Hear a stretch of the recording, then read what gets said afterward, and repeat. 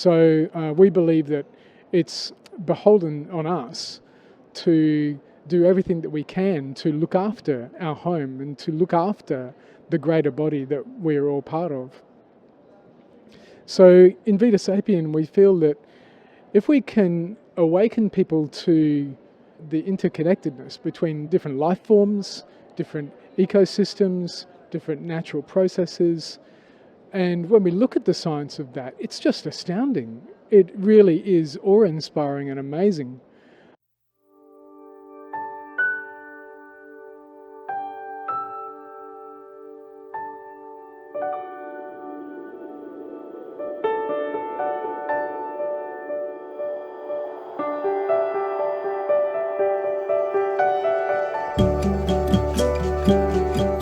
Hello, everybody. I'm Paul Beckwith. I'm sitting at the COP15, which is the conference on biodiversity that's going on in Montreal, Quebec, Canada at the moment. And I've got Nick Bestivar with me. Nick is going to tell us all about Vita Sapien.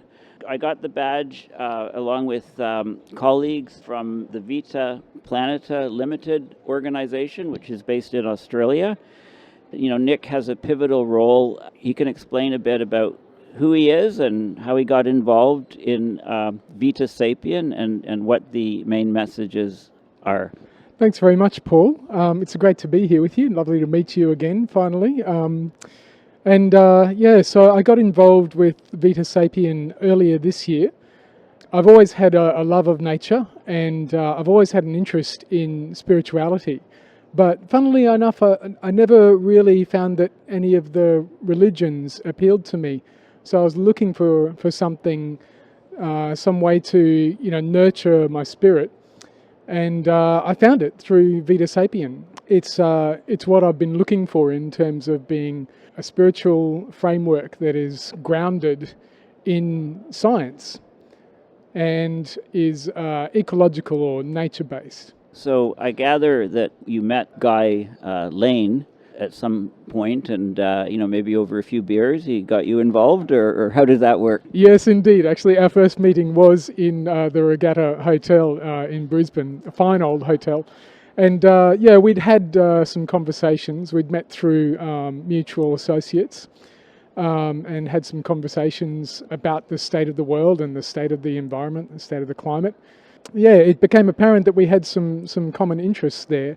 I had previously done a project, an eco-spirituality project, and so I had an introduction through a mentor into the world of eco-psychology. And it turned out that this was the essence of Guy's work as well. So we found that we were resonating on so many levels and just sort of started to have more and more conversations. And I've found that Vita Sapien is now my main vehicle, I guess, for appreciating nature and appreciating living a good life, a spiritual life. And to the extent that I've become a director of the organisation just a couple of months ago, just before preparing to come here to the COP. Thank you. So I've had a look at your very interesting and informative website, and also you've got this booklet on, you're calling it ecological spirituality, but I guess, when I look at it, it's almost like a different philosophy, a different way to view the planet. And, it's very much along the lines of James Lovelock's ideas of so-called Gaia, where the Earth is one, everything's interconnected, we know that. And we need a lot more people, scientists, to look at the connections between the different elements. And there's all kinds of different feedbacks and things that are going on, which can either work against us. Most of the feedbacks in the climate system are against us at the moment. For example, as we lose more and more sea ice, the Arctic warms more and more, and that disrupts the jet stream further, and that leads to more and more, a lightening of the Arctic. It's not darkening rather of the Arctic, so it's absorbing more sunlight, and we get these vicious feedbacks where things sort of cascade. So, humanity is the biggest feedback that can reverse this. So can you maybe talk about some of the key points for people that aren't familiar with, like, what does Vita Sapien mean, and what are some of the key points of this philosophy or spirituality, as you call it? So yes, Vita Sapien is inspired partly by James Lovelock's work. The difference being that his paper was a scientific hypothesis about the planet could be considered to be an organism in itself, all the life on the planet, in that it regulates its own temperature.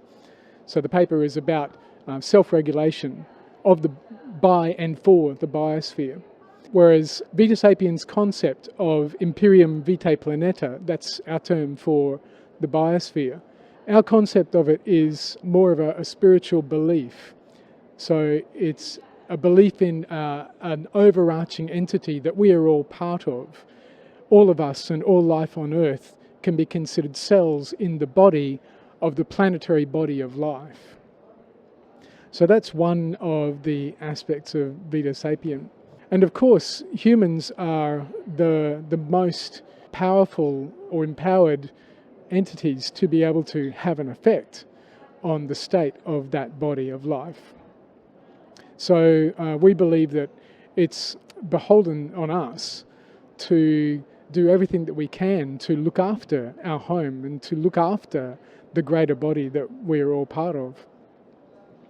So in Vita Sapien, we feel that if we can awaken people to, as you spoke before about the interconnectedness between different life forms, different ecosystems, different natural processes, and when we look at the science of that, it's just astounding. It really is awe-inspiring and amazing.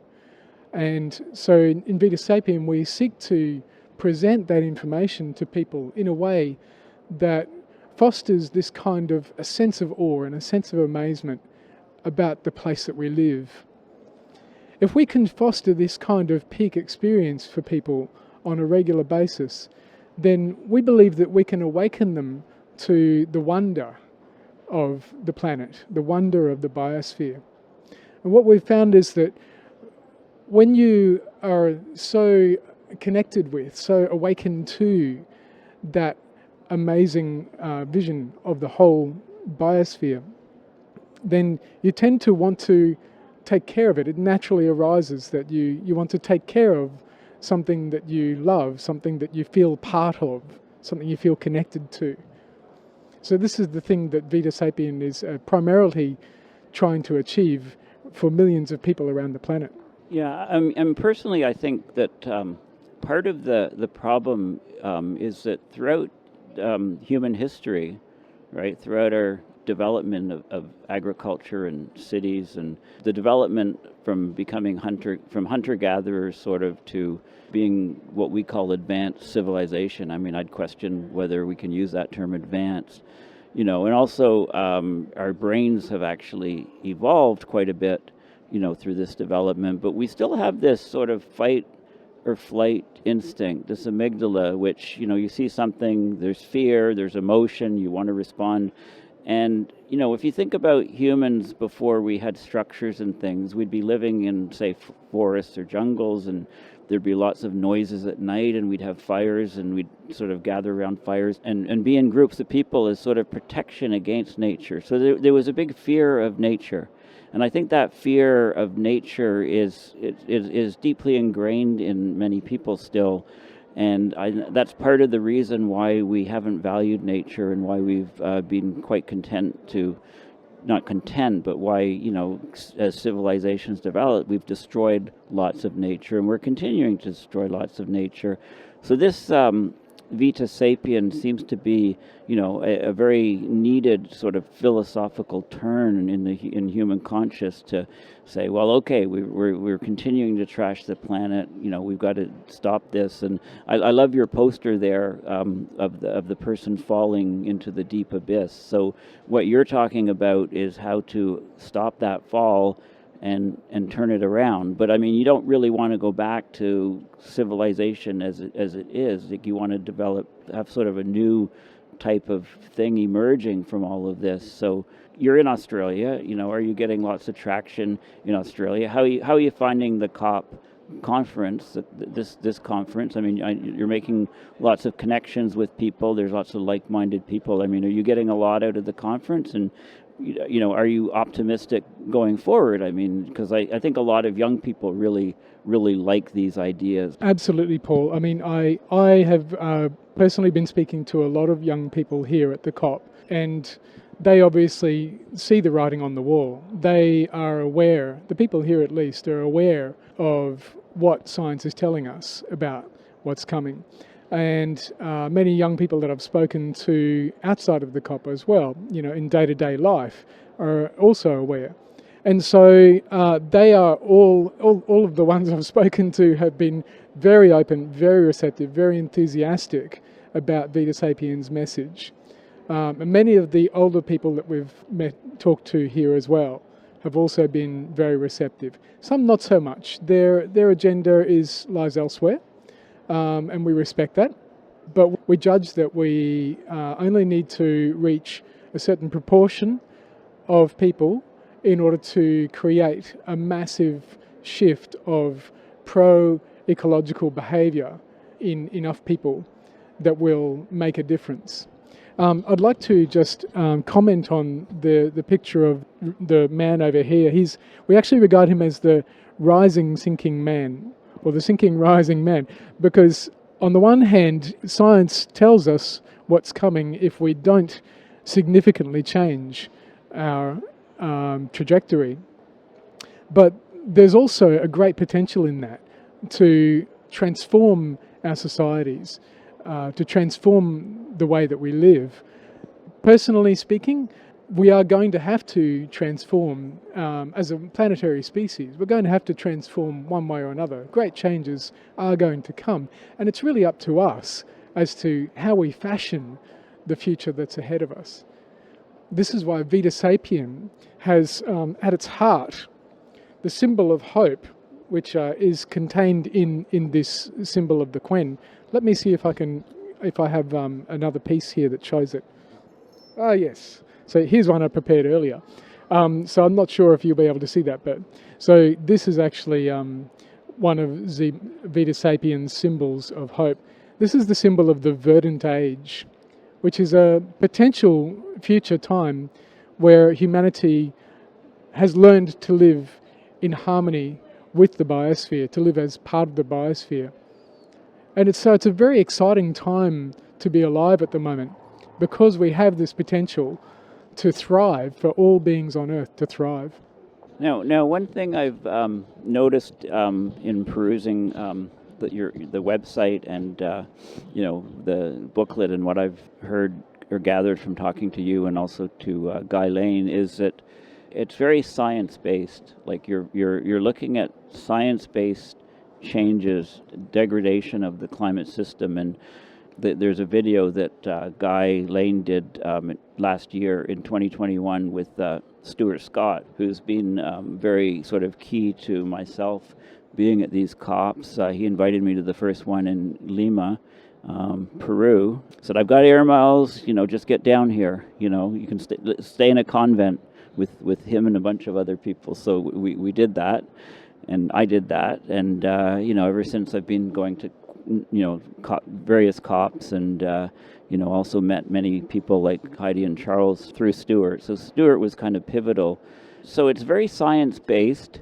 There's some very good graphs from the scientist Will Steffen, who I didn't realize was Australian, about sort of talking about the uninhabitable Earth and the hothouse Earth. Whereas if you pass certain points, you can head down and so it's very, very science-based, and there has been more papers recently, peer-reviewed scientific papers, talking about the end game for humanity, and is it possible? They're starting to actually acknowledge that we're actually heading completely in the wrong direction, and you eventually reach where you're heading, which is a much less pleasant Earth. I mean, we basically if we trash our Earth, it's misery for people in the future that haven't been born yet. And you've mentioned a lot of these sort of things, the so-called doomers, and there's different ways of dealing with this. Like I see with this type of philosophy, it's a way of combating eco-grief. especially in young people, young women who don't want to have children, for example. I mean, that's one of your focuses, right? To give people this sort of hope. And, the doomers ridicule people that have hope, and they have a term called hopium for it. And yet I argue, hope is a fundamental, it's in human nature. If we don't have hope, then what's the point of anything, right? So is there some work in Australia that you're specifically doing to deal with the eco-grief that younger people are having? Well, actually, Paul, this is what we're working on at the moment, is developing programs that will specifically be able to address these issues that people are facing, especially young people, of course. I mean, the opposite of hope is despair. And personally, I regard despair as being, it's basically an error, because you can't definitively see the future and what will happen. And there is always the possibility of a positive critical mass being reached, at which point things change dramatically in a positive direction. That, I think, is the source of hope for me. And the other reason that I personally cultivate hope in myself on a daily basis is that when I have hope, then I'm able to be in action. If I'm able to be in action, then I'm able to make a difference toward the kind of future that I personally would like to live in. I would say that as a Vita Sapien, I would consider that the ending of the game may be approaching us, but the game is not ended yet. One of the sticking points with people with eco-grief is, or any other thing that causes some sort of depression, or it's paralyzing. It's completely paralyzing. You don't really feel like doing much. So with the you have the little bit of hope, and then you take some action, and that's a very strong feedback, because taking a little bit of action leads to more action, and we hear inspiring stories about the an Indian, poor Indian farmer who goes and plants an entire forest by himself. He just goes out every day and plants trees, and he's got whole entire forests planted. Or the whole idea of ecosystem restoration, I think, is very important, and that's one thing that I'm seeing continuously discussed at this conference. Taking large tracts of land that have been degraded by humans and restoring ecosystems, sort of nudging the nature along. I mean, if you give nature a chance, it can recover quite quickly, and we've seen that in many different case studies around the planet. And then there's other people, more technology-minded, that are talking about carbon capture, but biomimicry or nature-based solutions. That sort of language is becoming more and more prevalent in the COPs, that both in COP27 and certainly in this COP. That alone should give hope to many people. Absolutely. The other thing that I would like to put forward to your viewers is that we've developed this booklet that you have there, the Vita Sapien Pass Around Pocketbook. This booklet summarises our message and sort of presents as an introduction to what Vita Sapien is all about. It's organised into chapters for easy reading, and it takes about 30 minutes to an hour, depending on the individual, to read and absorb its contents. And we did that because we wanted a way to very easily and quickly give people a message of optimism and of hope, and to open their eyes to a way that they can start to take these small actions in their daily lives. And that book is downloadable from our website as well, vitasapien.org. That's vitasapien.org. And so it's freely available. We're giving these away, freely available to everyone. And in the back of the book is some pages where people can write down a little note of inspiration or reflection, and then they can pass on the book to somebody else to read as well. Guy always jokes that if you put your name and details in the very back of the book, in the very last box, then you might actually get the book returned to you at the end with all the comments in it from other people. And wouldn't that be amazing? Thank you. And I've noticed that you have these, they're like sort of like playing cards. Now, I don't think we can play poker with them, unfortunately, but what are you using these for? I've seen them actually lying on various tables around the conference. So So it's either you or Guy or somebody else who's been, putting them there. Or Yeah, absolutely. These were actually Guy's brainchild. He came up with the brilliant idea to create these little cards that just have a very, very attractive image on the front, a very eye-catching image, and just a very brief message, a simple message on the back. Now, a few of these cards are designed to give people information that will open their eyes to the situation that we're in, because a lot of people at the moment don't fully realise what we're facing at the moment. For example, that the technosphere now outweighs the biosphere. So according to a recent paper, the mass of the man-made built environment outweighs the mass of the natural environment on the planet. And on the back of the card there is a reference to the paper, so you can actually go and have a look at the scientific paper for those who are interested. And then it just gives a brief summary of Vita Sapien. Vita Sapien is an ecological spirituality grounded in the environmental sciences. And then, of course, the website address there. So a few of those have been put together to give people that message, and then a couple of them are giving a positive message as well. So we give these away as a set so that people have got both the serious information as well as the positive or optimistic information. This one, I really love this one, Vita Sapien's Golden Rule. So most of the world's religions actually share a common tenet, do unto others as you would have them do unto you, or some variation of that. But they, in that tenet, they don't include the living planet, the biosphere, the home that we all live on. So Vita Sapien's Golden Rule is do unto others and the living planet as you would have them do unto you. So we feel that really completes the picture. Okay, now, when I was at the COP27, I was on an interfaith panel with, people representing Judaism, Islam, Christianity. And there was a banner that these different groups put together that had different passages from different religious texts, the Bible or the Quran or whatever, and it was about what that religion thought about the earth that we live on. And like I say, there's this dual thing because, on the one hand, part of our brain has this fear for nature and, wild beasts, and that's been to our detriment because we still have that brain wiring. It's just evolved. We've had higher and higher levels building up on that basic brain level, but that's sort of the lowest level, which is the base of our emotions. When we see a tiger running at us or a shark, or we have this fear, right?